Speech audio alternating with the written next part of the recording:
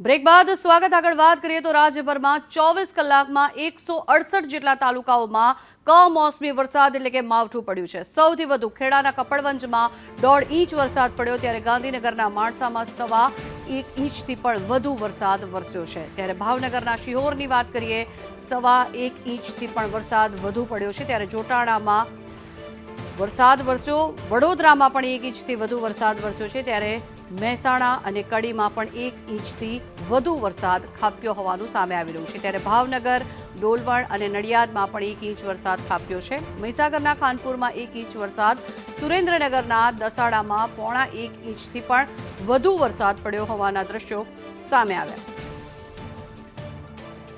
કામરેજ, દિયોદર અને વિજાપુરમાં પણ 0.25 ઇંચથી વધુ વરસાદ વરસ્યો છે। ત્યારે પ્રાંતિજ, ચોટીલા અને બાયડમાં પણ 0.25 ઇંચથી વધુ વરસાદ ખાબક્યો।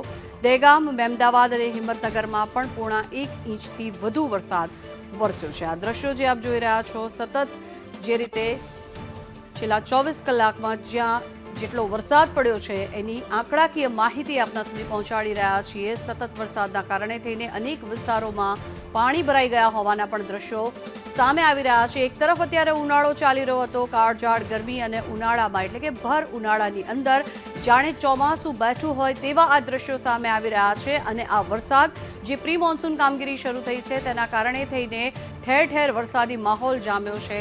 ખેતીના પાકને પણ ભારે નુકસાન થઈ શકે છે। ત્યારે વરસાદના કારણે અનેક રોડ રસ્તાઓ પર પાણી ભરાઈ જવાના દ્રશ્યો પણ સામે આવી રહ્યા છે। સાથે જ ઘણા બધા વૃક્ષો પણ ધરાશાયી થયા છે। ભારે પવન અને વાવાઝોડા સાથે વરસાદ વરસતો હોવાના કારણે થઈને અનેક વિસ્તારોમાં લોકોને ભારે હાલાકીનો સામનો કરવાનો વારો આવ્યો છે।